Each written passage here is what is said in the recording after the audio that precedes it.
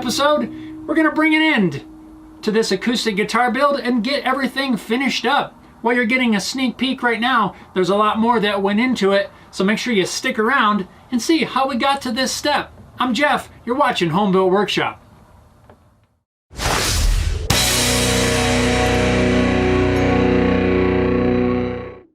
What's going on, everyone? Welcome back to Home Built Workshop. I hope your day is going great.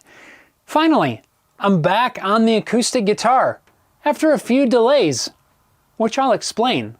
In the last episode, I got the finish wet sanded and polished out and everything was looking really good. And then I got to inspecting things a little bit closer and I found a couple spots that I just felt could be a little bit better. So I proceeded to then re-sand it out so that I could buff it out a little bit better. The only problem then was I ended up sanding through the finish. So I had to respray the top.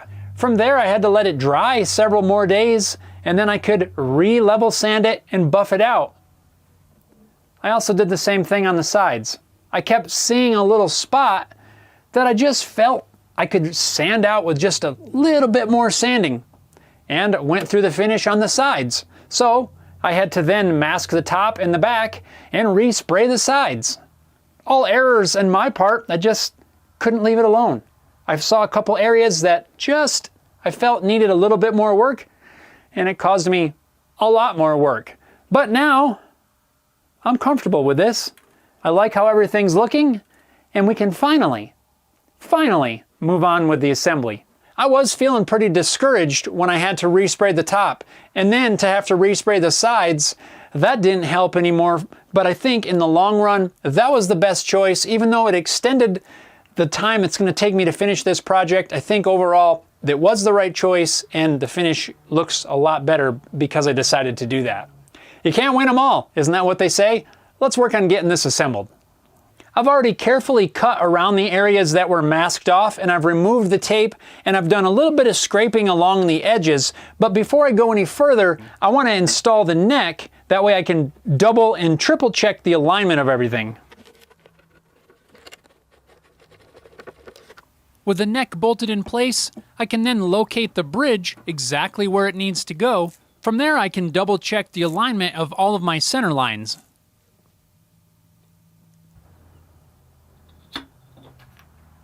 That looks good.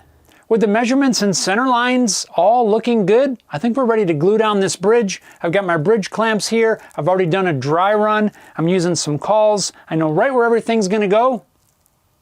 Let's glue this. As I'm spreading the glue around, I'm trying to be mindful of how much I have right near the edge. I want to have full glue coverage, but I don't want so much that I get a ton of squeeze out. To help with cleanup after the bridge is clamped in place, I've placed some blue tape around the outside edge of the bridge.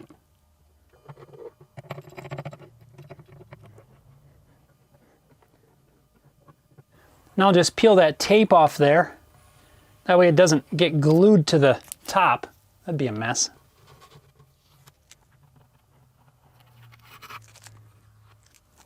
Once the tape was peeled, I still had a little bit of squeeze out to clean up. I just use a damp paper towel to wipe it up. Since the top of this guitar is already finished, it cleaned up pretty easily. With the bridge now firmly clamped in place, I let this thing dry overnight before removing the clamps. It's now pretty much that same process to glue down the neck. Now the neck's going to get bolted in place, and only the fretboard extension is going to get glued down. Just like I did with the bridge, I've added some tape around the outside edge of the fretboard extension to help clean up the squeeze out, and I'm trying to be very careful with the amount of glue that I have on the joint. I need enough glue to get a good glue joint, but not so much that I get a ton of squeeze out.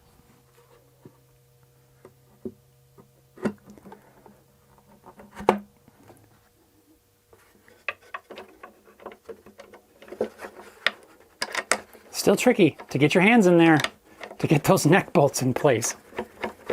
And I gotta be quick.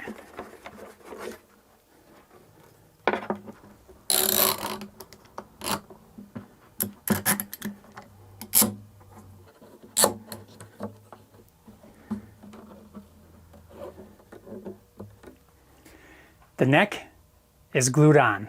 I'll let this dry overnight as well before removing the clamps.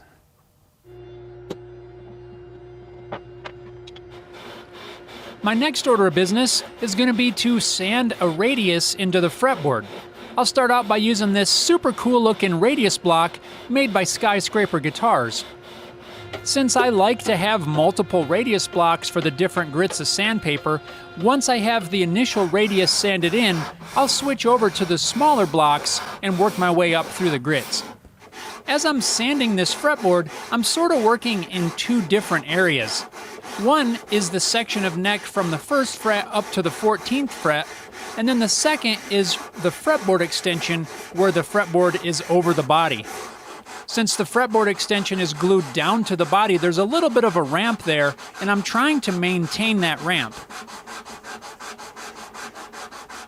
Once I'm done sanding, I'm going to put a straight edge across the fretboard. And hopefully you can see that there's just a little bit of light coming in under this back edge of the fretboard extension. Now when this is fretted, that little slope there is going to create the fall away on these upper frets, which I like to have in my guitars. This neck is flat all the way up here. Once it hits the fretboard extension, it slightly ramps off. Although I try to keep the fret slots clean during this radiusing process, they still have a tendency to get clogged up with sawdust, and this can impede the installation of the frets. So I feel it's very important at this step to make sure the fret slots are cleaned out properly.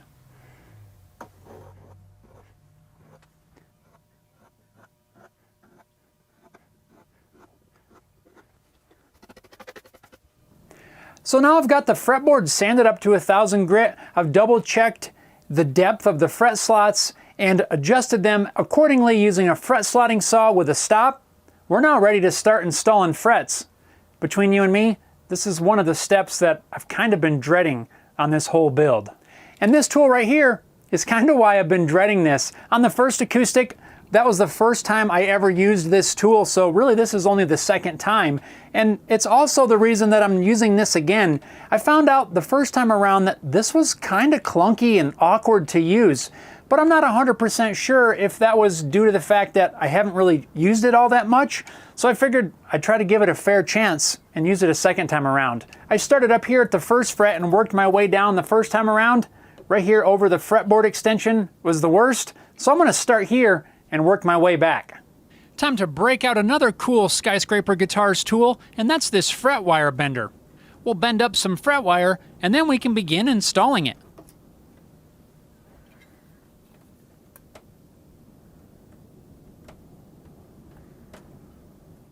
To install the frets, I'm lightly seating the fret wire with a hammer, then trimming the pieces to length. Once I get several of them set in place, then I'll use the awkward clamp system and try to press them in.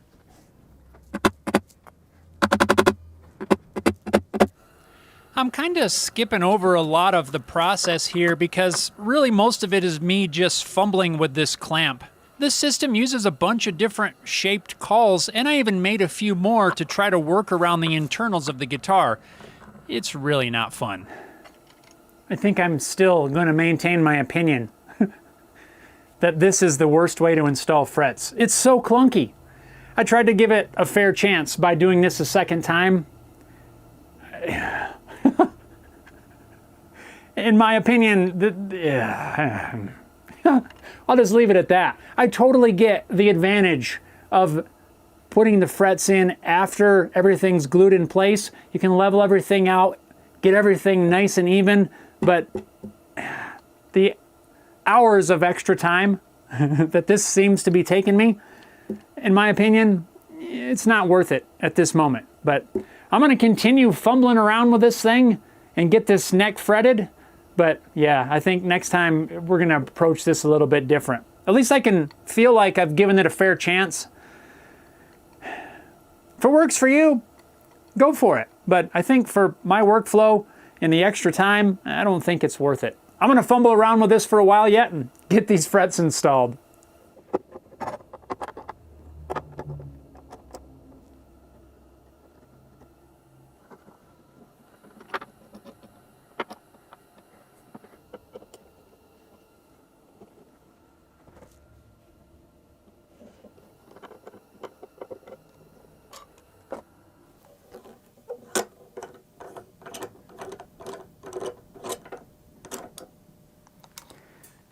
Well, that's the last fret. They're all in. It wasn't fun, nor convenient, but I'm glad that's done.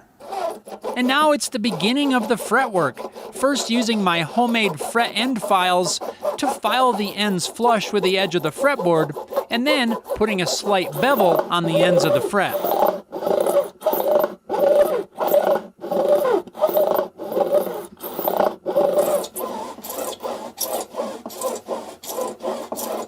There's really only one thing left to do before I take this inside, put it on the setup bench, clean up the frets, and basically complete the assembly, and that's to drill out these bridge pin holes. Since this is kind of tricky to get underneath the drill press, I'm drilling this by hand with a 3/16 drill bit. To the setup bench we go. Now here I've put together somewhat of a compilation of a lot of the steps that I needed to do to get this assembled. While it may look like it took really only a few minutes, if you're familiar with the work involved here, you'll know that there was a lot more that went into it, and this took quite a bit of time.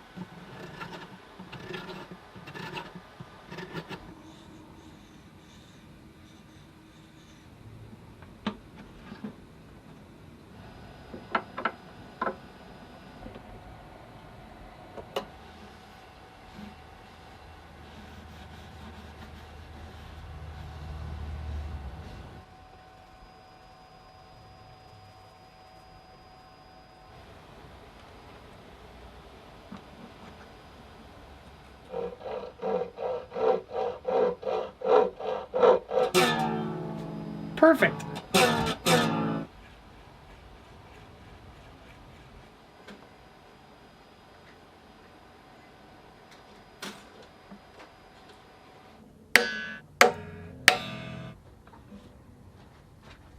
And that, my friends, brings us to an end of this acoustic guitar build series. I really like the way this turned out. I think this thing looks super cool. Just a recap on some of the specs. We've got a Port Orford cedar top, ambrosia maple back and sides. It's got elm binding, elm end wedge, rosewood fretboard, maple neck. Really came together nicely. Now, I learned a lot on the first acoustic guitar build, but I think I learned equally as much on the second, and I'm looking forward to more builds in the future. Who knows what I'm going to learn? I think each one you learn different things, you grow and you gain new skills and perfect things. Guess that means we need to start something else. But what's that going to be? I'm not quite sure yet. I've got a couple ideas. If you want to make sure you don't miss out on that, make sure you're subscribed to the channel so you can see what the next guitar projects are going to be. I know this guitar right now is still settling in. I'm going to need to fine tune and do a little bit more setup work, but for now, it's playable. Sort of. And I only say sort of because, well, this is a righty, and I'm a lefty, so I can't really play this all that good, but I can probably strum a few chords so you can get an idea of how it sounds.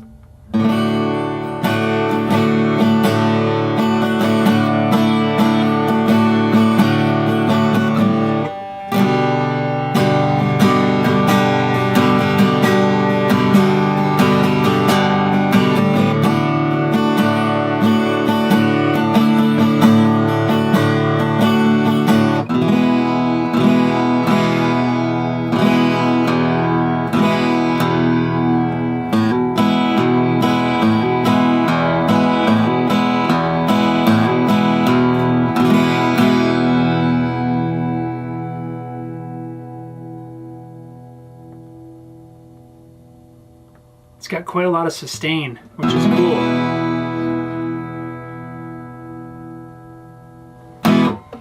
I'll get this fine-tuned in time, and hopefully we can get a demo of an actual right-handed guitar player trying this out so you can really hear how it sounds. Hope you enjoyed following along with this build. There's a playlist of all the episodes of this project down below in the video description. Thanks a lot for watching, and we'll see you next time.